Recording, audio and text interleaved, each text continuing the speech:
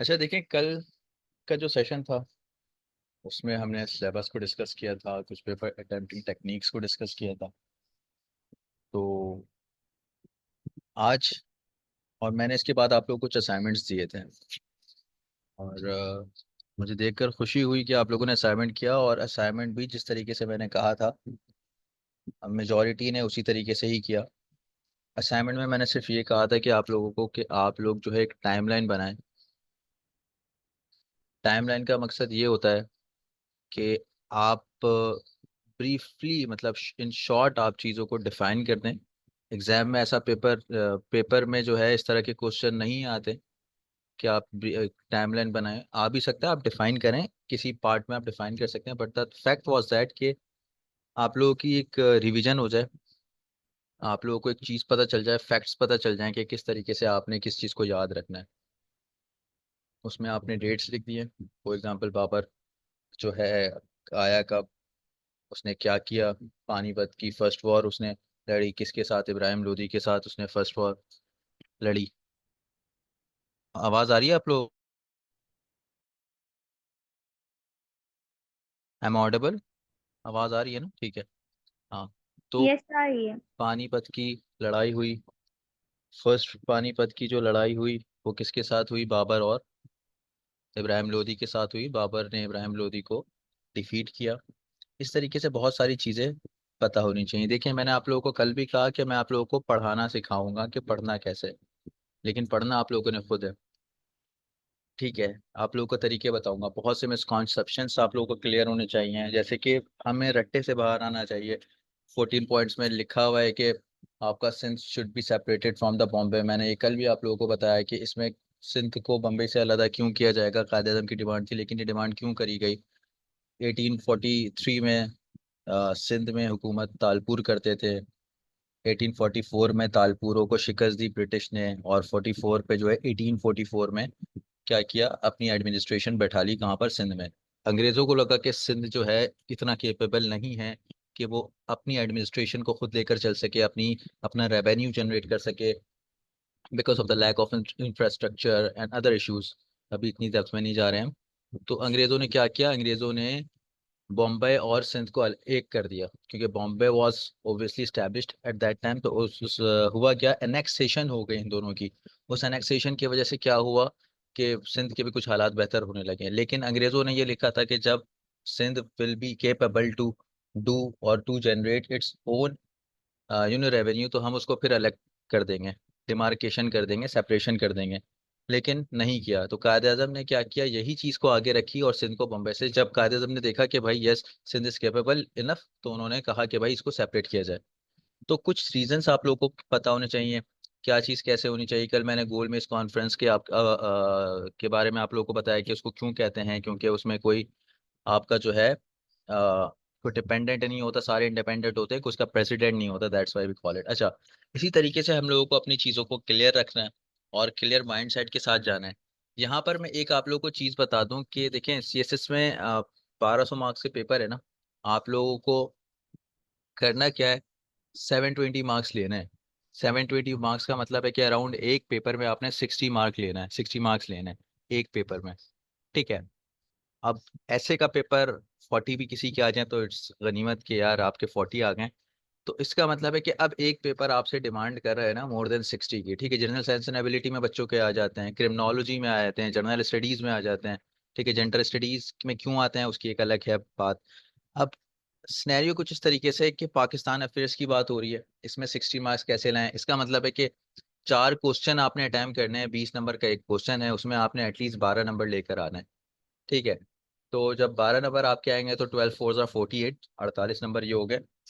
इसके बाद जो है 20 में से 12 नंबर जो आपने लाने हैं वो किस में लाने हैं? एमसीक्यूज में, विच इज नॉट इजी। ठीक है। मैं फिर बोल रहा हूँ 12 नंबर इज नॉट इजी। ठीक है। तो उसके लिए आपने मेहनत करनी है। अब ये 60 नंबर हो गए। अब बच्चे करते क्या है कि सवाल ये होता है कि भाई एक पाकिस्तान अफेयर के क्वेश्चन में 12 नंबर कैसे लेकर आए 20 में से? तो देखें होता क्या है, आपने प्रॉपर लिखना है, जैसे मैंने आई थिंक कल आप लोगों को बताया था। और आई डोंट थिंक सो कि मेरे पास यहाँ ये वाली मैंने स्लाइड आप लोगों को दिखाई थी। ठीक है। ये मैंने किस किस को दिखाई थी? शायद मैं आप लोगों के साथ डिस्कस कर चुका हूँ ऑलरेडी, या नहीं किया?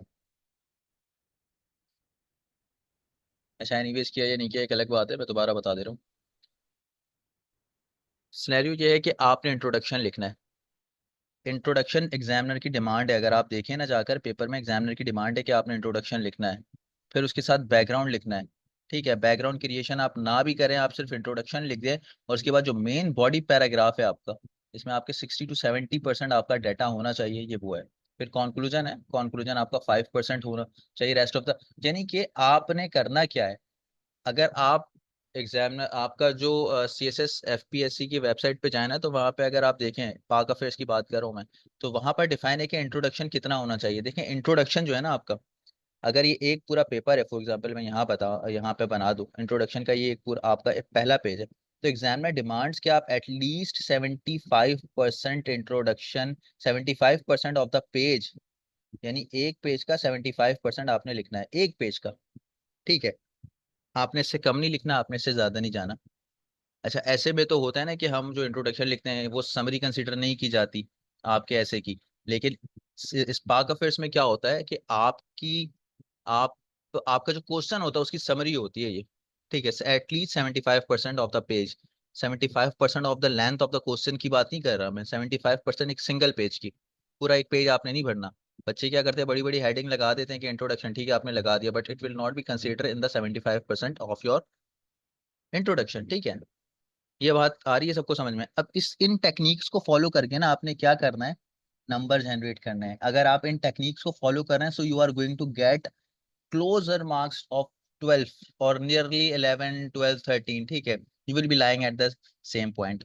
इसके बाद क्या, बॉडी। देखें इन बॉडी में मैंने आप लोग को पहले ही बताया कि आपके पास मेन हेडिंग आएगी, मेन हेडिंग आ गई आपके पास, उसके अंदर आपने सब हेडिंग्स को यूज करना है। फॉर एग्जाम्पल आपने लिख दिया इशूज, ठीक है, इशूज लिख दिया, इशूज ऑफ या इकोनॉमिकल इश्यूज ऑफ पाकिस्तान, आपने ये लिख दिया मेन हेडिंग। अब मेन हेडिंग जो है आपकी, आपने लिख दिया कि ये है 2।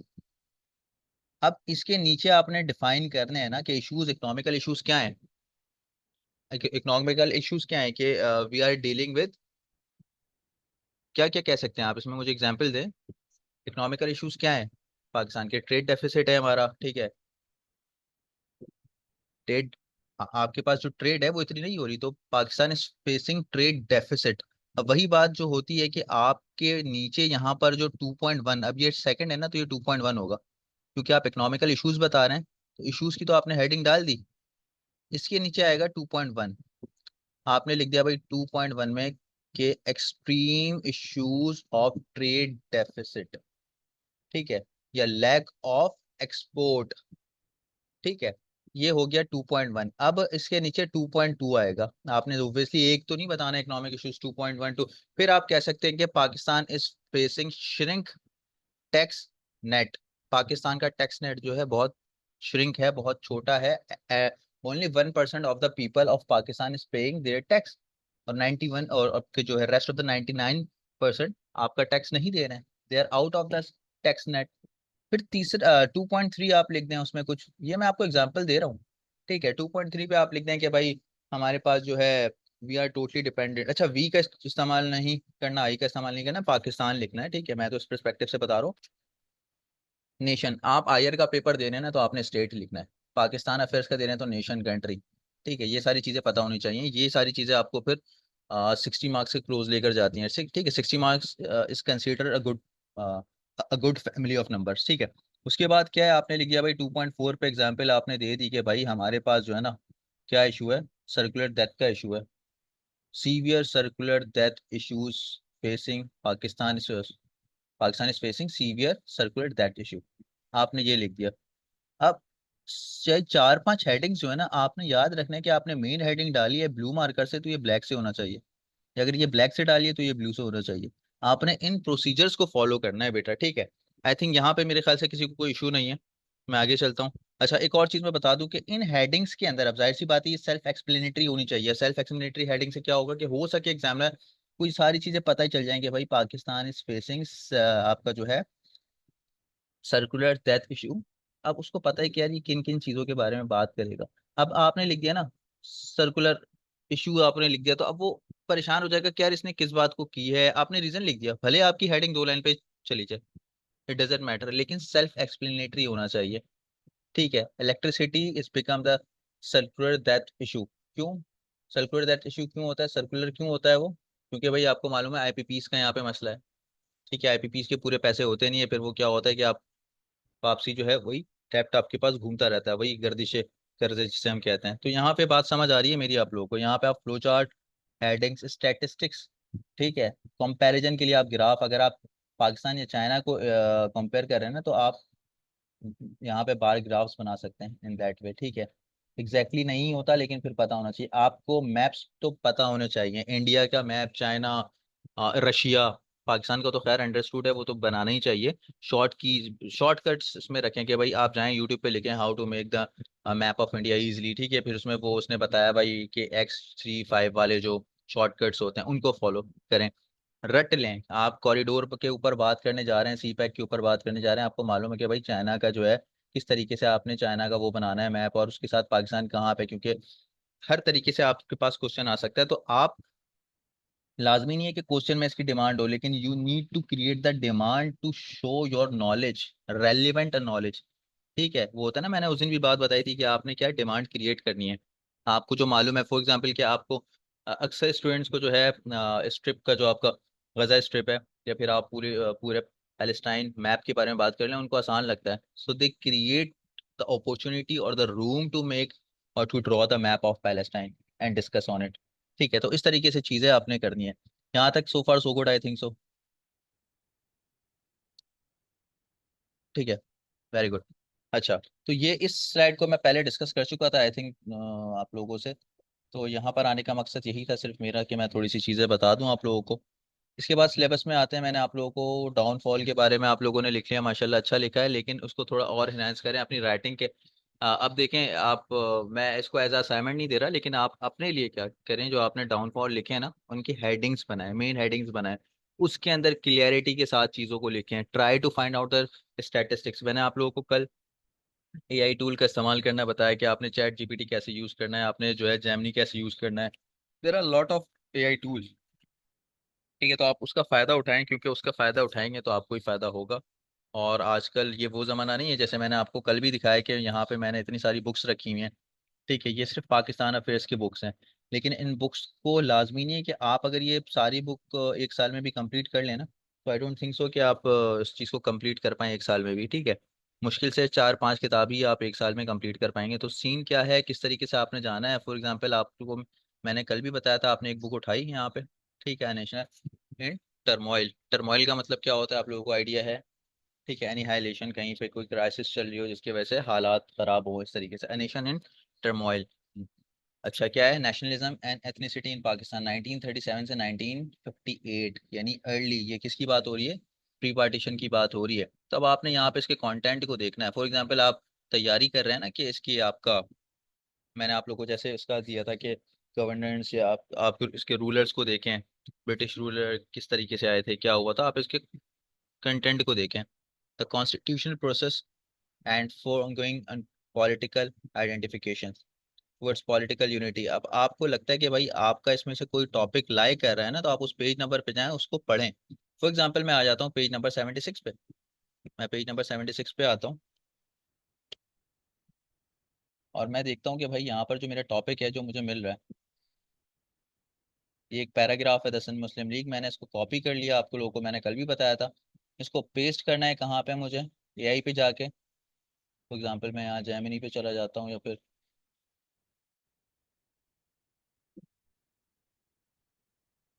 यहाँ पर आप लिख दें इसको, और यहाँ लिख दें कि give me few points regarding CSS exam. Pakistan भी लिख दें। अब ये आपको मेन पॉइंट्स उठाकर दे देगा। ठीक है, इस तरीके से कि सिंध मुस्लिम लीग की स्ट्रेटेजी क्या थी, ठीक है, उनके इंटेंट्स क्या थे, वायलेंस इंक्रीज क्यों हो रहा था, ये सारी चीज़ें आपके पास आ गई।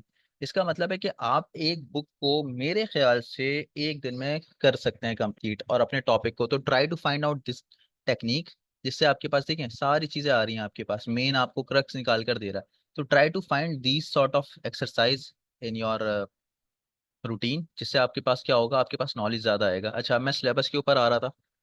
जहाँ तक सबको क्लियर है, मेरे ख्याल से कोई इशू नहीं है किसी को भी। सबको आवाज़ आ रही है?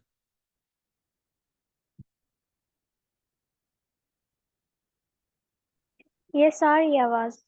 चलो गुड है। अच्छा फिर इसके बाद क्या है कि आपने डाउनफॉल के ऊपर लिख लिया, ठीक है सही लिखा आप लोगों ने डाउनफॉल।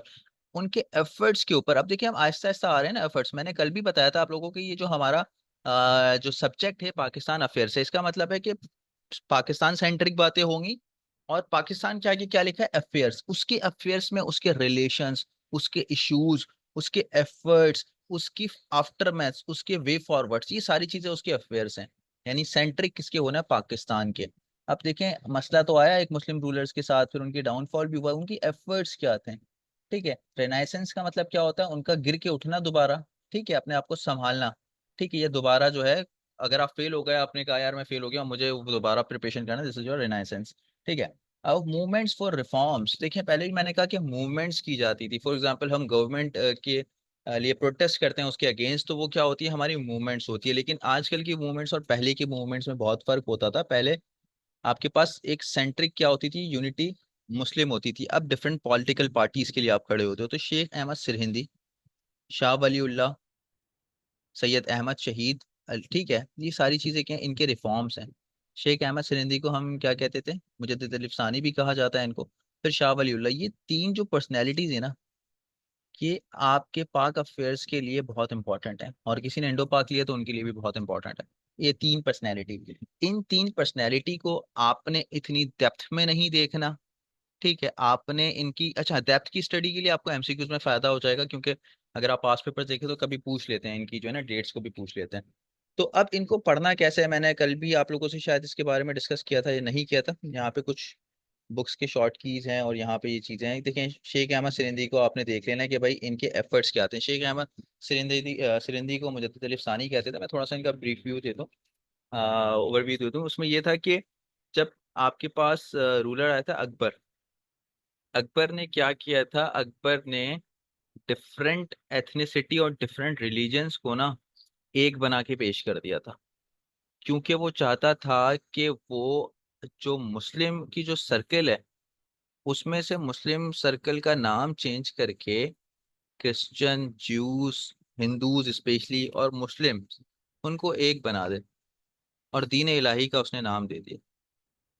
ठीक है इस फिर क्या हुआ, जब मुजद्दिद अली सानी ने इस चीज को देखा तो उन्होंने रिफॉर्म्स करना शुरू किया। उन्होंने आई थिंक 100+ लेटर्स जो हैं अकबर को लिखा, जिसकी वजह से अकबर ने क्या किया उनको कैद कर लिया।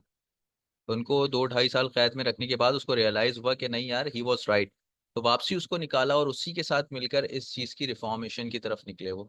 तो इसमें बहुत सारी चीजें हैं मुजद्दिद अली सानी की। मेरे ख्याल से मैंने इस पे कुछ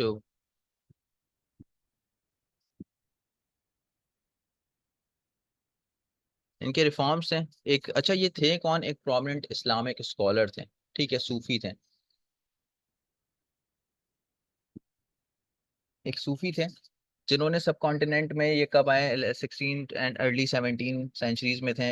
इनकी कंसिडरेशन क्या थी, वहाबी मूवमेंट थी इन द रीजन। क्योंकि उन्होंने देखा कि भाई मुसलमान जो हैं सब कॉन्टिनेंट में, यानी इंडिया की बात होती है सब कॉन्टिनेंट जब कहता हूँ तो वहाँ पर मुसलमान जो हैं इकोनॉमिकल डाउनफॉल में थे, वो अपनी रिलीजन को भूल चुके थे, बहुत सारी चीज़ों में कोलैप्स कर रहे थे। ठीक है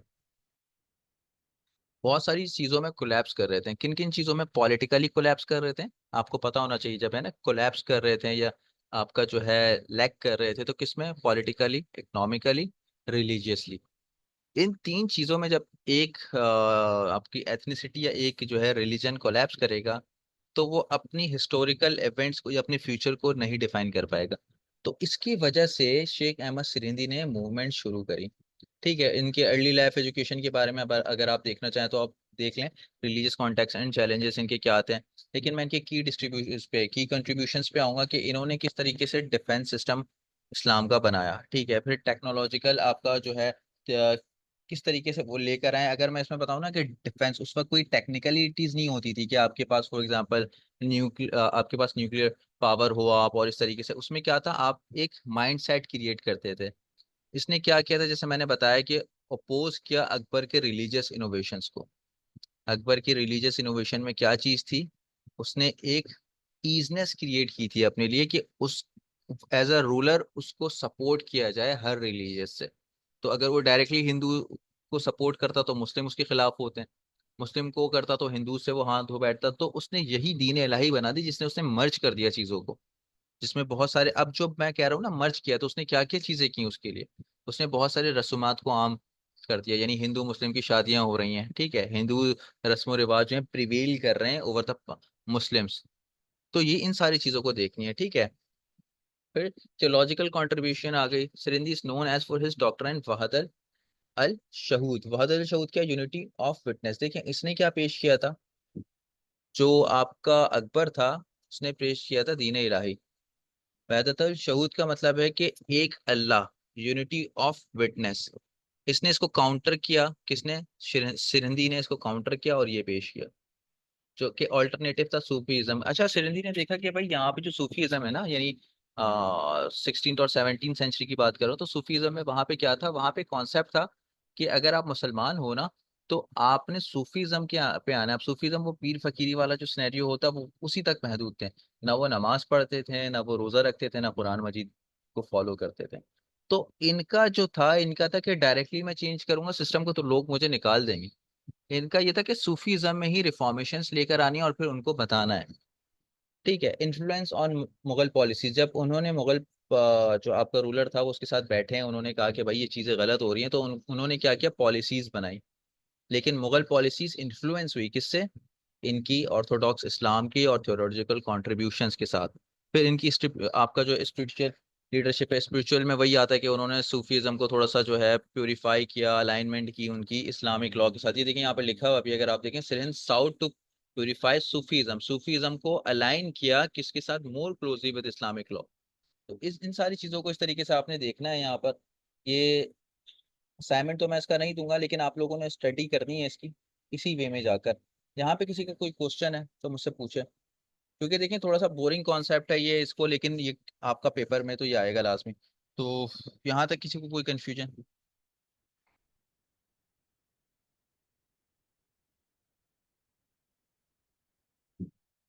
आई थिंक नहीं है। चलो गुड है। अच्छा, क्वेश्चन अटेम्प्टिंग टेक्निक के बारे में मैंने आप लोग को बता दिया था। कल सबको आइडिया हो गया था कि किस क्वेश्चन को कैसे डील करना है। मैंने यहाँ पे बता दिया था कि भाई अगर आपके पास फॉर एग्जांपल एनालाइज वाले टॉपिक्स आते हैं तो आपने किस तरीके से उसको हैंडल करना है। यहाँ पे किसी को कोई इशू है, मैं रिवाइज करवा दूँ? ठीक है, देखिए आई थिंक आज ही ज्वाइन किया, आप रिवाइज कर दें तो थैंक यू। अच्छा, देखिए बेटा, क्वेश्चन जो है पाकिस्तान अफेयर्स या करंट अफेयर्स में आता है ना, तो उसमें कुछ कैटेगरीज होती हैं। देखिए एट द स्टार्टिंग वाला जो आपका वर्ड होगा और आखिरी वाला वर्ड जो होगा ना, वो आपके क्वेश्चन को बताता है कि किस तरीके से आपने हैंडल करना है आंसर को। तो अगर एनालाइज से शुरू होता है तो इसका मतलब है आपने क्वेश्चन को डिवाइड कर देना है स्मॉलर पार्टीशंस में, और हर पार्ट को आपने फिर डिफाइन करना है। एनालाइज से अगर शुरू होता है, फॉर एग्जाम्पल मैंने कल बताया था कि आपके पास न्यू डैम्स बन रहे हैं अगर पाकिस्तान में, तो ये किस तरीके से गेम चेंजर है। अब इसमें एनालाइज का वर्ड आता है, तो एनालाइज का मतलब है कि आपने इसके पॉलिटिकल गेम चेंजर को बताना है, रिलीजनल आपके रीजन में किस तरीके से एज अ गेम चेंजर हो रहा है, टेक्नोलॉजिकल किस तरीके से हो रहा है, और इंफ्रास्ट्रक्चर किस तरीके से हो रहा है सिक्योरिटिकल वे में जाके। तो इस तरीके से आपने उस क्वेश्चन को पार्ट्स में डिवाइड करके हर एक पार्ट को डिफाइन करना है, ठीक है। फिर मैं इसको थोड़ा सा स्पीड में वो बताऊंगा क्योंकि ये रिकैप कर रहा हूँ मैं, फिर आगे भी मुझे चीजों को बताना है। इसके बाद एवेल्युएट का मतलब क्या है, एवेल्युएट का मतलब है कि क्या चीज हम अचीव कर चुके हैं और क्या चीज रहती है, ठीक है। What we have done and what is remaining. जैसे सी पैक के ऊपर आ गए तो आप सी पैक के उसमें बताएंगे सी पैक के फेज 1 कंप्लीट हो चुका है, फेज 2 में ये चीजें हो रही हैं। सी पैक का फेज 1 हुआ तो उसमें क्या क्या चीजों की रुकावट आई, क्या क्या चीजें अच्छी हुई उसमें, ये सारी चीजें बतानी है। फिर असेस, असेस का मतलब है असेसमेंट होती है, जैसे कि बच्चे होते हैं ना असेसमेंट, अपने एग्जाम की असेसमेंट करवाते हैं अपने पेपर की असेसमेंट पेपर देने के बाद। तो इसी चीज को देखें, असेसमेंट क्या है कि इन्फ्लुएंस किस तरीके से आ रहा है। फॉर एग्जांपल सीपैक कहीं पर बन रहा है, अगर आपके घर के आगे एक ब्रिज भी बन रहा है तो आप उससे क्या होंगे, आप उसके स्टेक होल्डर होंगे। स्टेक होल्डर का मतलब होता है कि आप उससे इन्फ्लुएंस हो रहा हो उसका आपके ऊपर, या आप इफेक्ट हो रहे हो उससे। तो अब जब सीपैक ऐसा गेम चेंजर है, तो इसके स्टेक होल्डर्स कौन होंगे, स्टेक होल्डर लोग होंगे, स्टेट्स खुद होगी, ठीक है, डिफरेंट ग्रुप्स कंपनीज होंगी, और इसमें कौन कौन आ जाएगा, इंडिया आ जाएगा, चाइनीज, ईरान, यूएसए एटसेट्रा। ये सारे क्या है, स्टेक होल्डर्स हैं, यानी इससे सीपैक से अफेक्ट हो रहे हैं, चाहे वो पॉजिटिवली अफेक्ट हो रहे हो या नेगेटिवली अफेक्ट हो रहे हो। तो आपने एसेस करना है, जब भी आ जाए कि assess CPEC as a game changer, तो आपने उसको बताना है कि भाई इंडिया और आपका जो है यूरोप, इसने क्या किया, आईमैक स्टार्ट कर दिया इसके लिए, ताकि इसको काउंटर कर सकें। ये स्ट्रेटजीज है ना यूएसए की, कि वो काउंटर करे किसी भी एंगल से, ताकि जो कनेक्टिविटी बन रही है चाइना की from Middle East to South Asia, उस चीज को खत्म कर सके, ये काउंटर कर सके। फिर एलुसिडेट का मतलब आता है, एलुसिडेट का मतलब है कि आप जो टॉपिक है ना उसको खोल कर बयान करें। कॉम्प्लेक्स टॉपिक आ गया आपके पास, ठीक है, एक कॉम्प्लेक्स टॉपिक आ गया, फॉर एग्जांपल प्रोविंशियलाइजेशन। प्रोविंशियलाइजेशन का मतलब है कि डेवोल्यूशन ऑफ पावर, जो सेंटर पावर डिवॉल्व करता है ना, किसमें, सूबों के लिए, जो 18th अमेंडमेंट का एक हॉट टॉपिक रहा है। तो इस चीज को आप क्या करें, इलुसिडेट करें, आसान करें, खोलकर बयान करें कि भाई एक्चुअली है क्या प्रोविंशियलाइजेशन।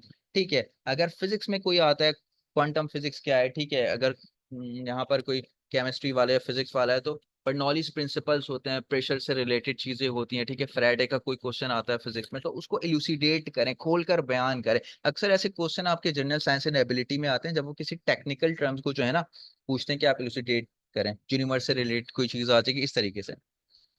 फिर इसके बाद क्रिटिसाइज का आता है एक सवाल, क्रिटिसाइज, ठीक है, क्रिटिक करें, यानी आप अपना क्रिटिक पेश करें इस पे। तो अब क्रिटिसाइज का मतलब ये नहीं है कि आपने हमेशा उसको नेगेटिवली अप्रोच के साथ सॉल्व करना है, आपने थोड़ी पॉजिटिव बातें बतानी है, फिर उसमें बतानी है कि अगर ऐसा होता तो अच्छा होता, डायरेक्टली उसको क्रिटिसाइज नहीं करना, बताना है कि अगर ऐसा होता तो और अच्छा हो सकता था, ठीक है। फॉर एग्जाम्पल, मैंने कल भी एग्जाम्पल दी थी दासू डैम की, जिसमें क्या है, इसकी अच्छी चीज क्या है, दासू डैम है कहाँ पे सबको आइडिया है, वर्ल्ड बैंक ने इसको $1 बिलियन एक्स्ट्रा दिया, क्योंकि इसने देखा जब दासू पावर प्रोजेक्ट चल रहा था, तो अभी भी चल रहा है, तो वहां पर जो लिटरेसी रेट है वुमेन की, वो 29% इंक्रीज हो गई। और मैन की क्या हुआ, जो मैन थे उनके 50% जो लिटरेसी रेट बढ़ गई, क्योंकि लोगों को लगा कि अगर हम यहाँ स्टडी करेंगे, अपनी तालीम लेंगे, तो we will get the opportunity of job at the same place as well. ठीक है, तो ये एक फायदा आपने लिख दिया। फिर इसके आप उसमें लिख सकते हैं कि भाई क्योंकि ये एक बहुत लंबा प्रोजेक्ट है, तो इसको ये इट विल टेक टाइम, ठीक है। तो इसके बाद क्या है कि आपने लिख दिया कि भाई एक ही जगह पर हो रहा है ये, और डिस्ट्रिक्ट वालों के लिए डिस्पैरिटी क्रिएट होगी, वो कहेंगे हमें जॉब्स नहीं मिल रही। फिर आपका जो है ये क्लाइमेट चेंज की को जो है सपोर्ट करेगा, ठीक है, जिसकी वजह से क्या होगा, आपके पास इकोसिस्टम आपका डिस्टर्ब होगा, क्योंकि वो ट्री कटिंग्स होंगी, फॉरेस्टिंग वगैरह हटेगी, और लाइक इस तरीके से चीजें होंगी। तो ये चीज थी। देखिए, मैं रिकैप इसलिए कर देता हूँ क्योंकि स्टार्टिंग की क्लास है, आप लोगों को बेसिक कॉन्सेप्ट बार बार में इन्फ्लुएंस आप लोगों के दिमाग में होगी नहीं चीज, तो आपको आगे की चीजें पढ़ने में बहुत आसानी होगी। और रीडिंग मटेरियल आपको मैं भी प्रोवाइड कर दूंगा, और जिस तरीके से मैंने आपको बताया कि आपने किस अप्रोच के साथ चीज़ों को सर्च करना है, तो उस अप्रोच के साथ आप चीज़ों को देखें भी साथ साथ, क्योंकि मैंने आप लोगों को कुछ नोट्स भेजे भी हैं आई थिंक ग्रुप में, ये भी मैं आप लोगों से शेयर कर लूंगा। इसमें डिफरेंट बुक्स का जो है क्रक्स है, और कुछ टॉपिक आप लोग इंटरनेट से भी देख सकते हैं। कल मुझसे किसी ने सवाल पूछा था कि किस तरीके से जो है ना आपने नोट्स बनाए, तो notes making is very easy. आप लोगों ने एक टॉपिक उठाना है और उसके ऊपर जो है स्टार्ट कर देना है। अब आप लोगों का क्या काम है, आप लोगों ने शाह वली उल्ला, शेख अहमद सिरंदी और सैयद अहमद शहीद जो है, इनके पॉलिटिकल रिफॉर्म्स आप लोग कहीं लिख लें, इनके पॉलिटिकल रिफॉर्म्स, इनके इकोनॉमिकल रिफॉर्म्स, इनके रिलीजियस रिफॉर्म्स, ये तो बताना है। इन तीनों के तीनों एस्पेक्ट्स को बताना है। इसके साथ साथ आपने बताना है कि इन्होंने कौन कौन सी किताबें लिखी हैं, अगर लिखी हैं तो, ठीक है, इनकी किताबों के नाम, किस ईयर में कौन सी किताब लिखी, नहीं लिखी तो कोई मसला नहीं है, लेकिन अगर किसी एक ने भी लिखी है कोई किताब, तो वो मुझे लिखकर बताएं आप, ठीक है। ये आपका एक छोटा सा असाइनमेंट है। फिर हमारी स्ट्रेटेजी, अच्छा ये देखिए, मैं वीक में तो आपके 2 क्लासेस लूंगा, लेकिन जो मेंटोरशिप वाला सेशन होगा वो एटलीस्ट 2 या 3 होगा, उसमें मैं आप लोग को कुछ ना कुछ असाइनमेंट्स, आप लोग को फीडबैक देता रहूंगा। इस तरीके से हम चलेंगे तो ये हमारा जो सिलेबस है ना, इंशाल्लाह जल्द से जल्द कंप्लीट हो जाएगा। इसमें बहुत से टॉपिक्स पाकिस्तान अफेयर्स के, करंट अफेयर्स के साथ कोलैप्स कर रहे हैं। अगर आप सिलेबस देखें, जिसमें सार्क, ईसीओ, क्योंकि ये मैंने कल भी बताया था, रीजनल कॉपरेशन ऑर्गेनाइजेशन हैं, तो रीजनल कॉपरेशन ऑर्गेनाइजेशन में ये सारी चीज़ें होती हैं। और ट्राई करें कि अपने बेसिक कॉन्सेप्ट को जो है ना, बेसिक कॉन्सेप्ट्स को बिल्कुल क्लियर रखें। बेसिक कॉन्सेप्ट्स में आपके पास ये सारी चीज़ें आ जाती हैं कि भाई 14 पॉइंट हैं, अगर 40 पॉइंट्स कायद-ए-आज़म के हैं तो वो क्यों हैं, ठीक है। सॉरी, 14 पॉइंट जो हैं आपके, 14 नुकात जो हैं पाकिस्तान के इसके कायद-ए-आज़म के हैं, तो वो क्यों हैं, तो उन 14 पॉइंट्स को आपने क्लियर रखना है। थोड़ा सा मैं इसका पर्सपेक्टिव आपको बता दूं। देखें हुआ क्या था कि आपके पास जो है इस, अगर आप लोग को आइडिया हो, शुरू में यानी बिफोर क्रिएशन ऑफ पाकिस्तान, यहाँ पर इन सब कॉन्टिनेंट में जो है ना इलेक्टोरेट सिस्टम नहीं था, इलेक्टोरेट सिस्टम नहीं था। सिमिलर डिप्यूटेशन का आइडिया है आप लोगों को? किसी ने नाम सुना है? सिमला कॉन्फ्रेंस, सिमलर डिप्यूटेशन, सुना है? Yes, I have idea. ये सुना हुआ है। क्या नाइन है? टेंथ में पढ़ा था। हाँ, ये कब हुआ था? 1906 में सिमलर डिप्यूटेशन हुई थी। मैं थोड़ा सा इसके बारे में ब्रीफली सब आप लोग को बता दूं। देखिए, हुआ ये था, हुआ कुछ इस तरीके से था। अच्छा, नेट का इशू है किसी का? अच्छा, देखिए, हुआ कुछ इस तरीके से था कि 1899 में, 1899 में क्या हुआ था कि, अच्छा आवाज़ आ रही है, ठीक है, सही है। 1899 में ये हुआ था कि ब्रिटिशर्स जो थे, अंग्रेज़ों ने जाकर कब्जा कर लिया था साउथ अफ्रीका में। साउथ अफ्रीका में जब कब्जा कर लिया 1899 में, तो 1899 में इन्होंने देखा कि भाई यहाँ पे काले और गोरों का कॉन्सेप्ट है। काले और गोरों का कॉन्सेप्ट है, तो इन्होंने देखा कि भाई इस तरीके से तो मुश्किल हो रही है। तो उन्होंने क्या किया, इलेक्टोरेट जो है, यानी इलेक्शंस का निज़ाम दो हिस्सों में डिवाइड कर लिया, काले और गोरों में। ठीक है, ब्राउन एंड ब्लैक में।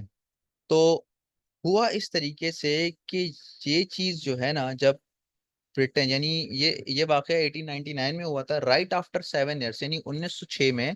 1906 में 35 मुसलमान, अलीगढ़ के 35 मुसलमान उठे और कहाँ पहुंच गए? शिमला पहुंच गए। अब शिमला क्यों पहुंचे? अंग्रेज जो थे ये इंडिया में ही है।